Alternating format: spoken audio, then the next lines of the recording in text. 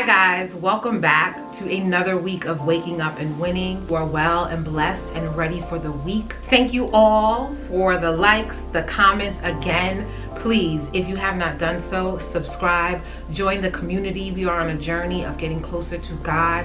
Today is a new day. So last week we talked about, what did we talk about last week? Last week we talked about how to know God is preparing you for a move. And that inspired me to go back to the book of Genesis. In the book of Genesis, what stands out for me, Genesis 1 verse 27 and 28. So God created mankind in his own image. In the image of God, he created them. Male and female, he created them. We've got it. God has made male and female. God blessed them and said to them, be fruitful and increase in number, fill the earth and subdue it. Rule over the fish in the sea and the birds in the sky and over every living creature that moves on the ground. It is here that God tells us why we are here. To be fruitful and increase in numbers and to have dominion over the world. Sometimes life puts us on a journey where we lose sight of why we are here in this world. When that happens, it can feel as though you don't have any purpose. I'm here to tell you that you are here to create, to be fruitful, and to have dominion. Today I'm sharing 5 ways to find your why when you have no direction. Let's start.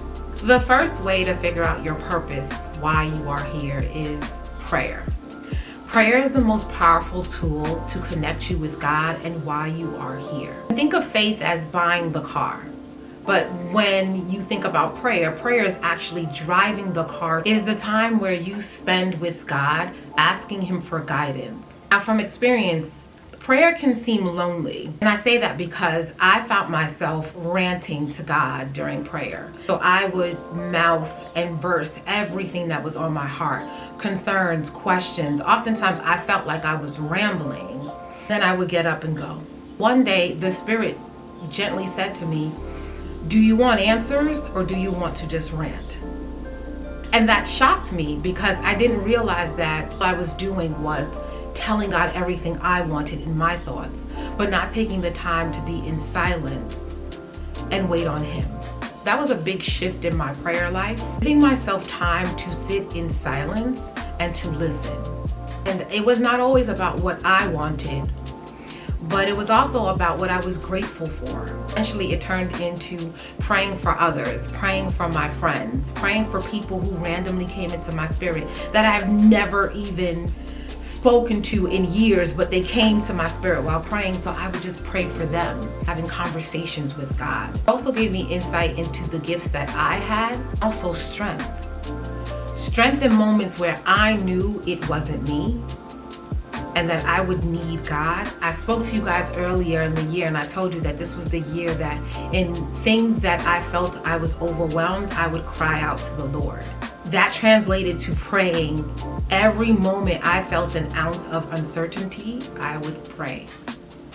It is a time where you can be still, to quiet the world so that you can hear God even louder. You will find a sense of peace. You will find a sense of strength that comes from prayer that you can't get from anywhere else. You will find confirmation, you will find answers, you will find guidance, you will find a connection with God that reminds you that you're loved and valued. It will give you the tools to show up in this world in a way that you cannot do alone. So invest, spend the time delighting in God, talking to God. It's a relationship, right? It is a relationship in its truest sense. So to say that you want more from God but not sit with him, well, where are you going to get it? The second way to discover your why is in reading the Bible. So God's law in the Bible helps us to create function in the world. Stories such as David, stories as Esther, stories as Job, there are lessons in these stories that give you insight to this very day about how to move in this world. You would think to yourself, like, those stories are so old and outdated, but unfortunately people have been behaving this way since the beginning of time. And you'll find yourself reading things in the Bible and it resonates right into the moment that you're reading it. And it can be your source of empowerment, of encouragement on how to navigate a problem, how to navigate a victory, how to get through a season. So again, I encourage you to read the Bible more. If you can start off with one verse, reading one verse anywhere. If you want to start from the beginning of the book, that is fine. If you want to do a Bible plan, there are plenty of Bible plans out there. The interesting part about the Bible is every time you go into it, depending on where your heart is and who you are, you can get more from it. You can get another interpretation of what God is trying to tell you. The Bible and God's law can help you discover why you are here. Another way to discover your why is reflecting on your passions. What makes you feel alive? What sparks your interest? What makes you feel fulfilled? Here's the thing that I have to impress upon you. The things you don't like about this world or about what you do is also insight to what you do like. Only relate to the things that you dislike. Flip it to discover what it is you do like. Disappointments are signals that we desire something else. And what that something else is, that's what you like. Discover what are you repeatedly doing that brings you joy. What has God gifted you that is easy for you to do that is not easy for others? So if you are unclear about the things you like and what ignites your soul, how will you make decisions towards that? How will you determine what your schedule of the day should be? How will you determine whether you should get in a relationship with someone? If you don't have a strong sense of your passions and what it is you like. Another way to figure out what your purpose is getting into community, speaking to your pastor, speaking to someone who is spiritually sound, who is able to give you feedback about who you are, who you can be fully transparent with about your fears, your feeling, where you are in your faith walk, and who can give you insight to encourage you. The journey was not meant for isolation. Because there's power in our stories. That is why it's called a testimony. So that you can hear the work of God through other people and it can encourage you that because you're hearing the story, it is possible. Also, God will find a way to introduce you to new people. Some of these people you will like, some of these people you won't like. What's your thinking in why you don't like the person? Because sometimes we might not like a person because they evoke a soft spot. They evoke a change in us that we don't want. Push us past our comfort level. But in knowing God and in communicating with God, you know what you're supposed to do. And He will create opportunities for you to do those things. So be open to new beginnings, to new relationships. It is important for you to be amongst faith-driven people who are also kingdom living. Because you cannot share your dreams with non-believers. They will give you non-believing feedback. And that in itself will deflate you. You have to get into community with people who are believers, who believe in your dreams, who believe in the miracles that God can do.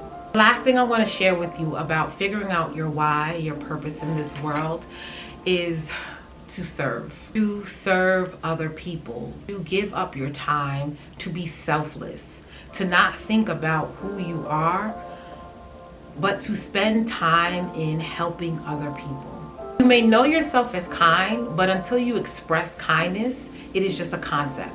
Able to see what you have to offer in this world, regain your power, and that you are absolutely valuable, because if it weren't for you, someone would miss a certain blessing or a sound conversation.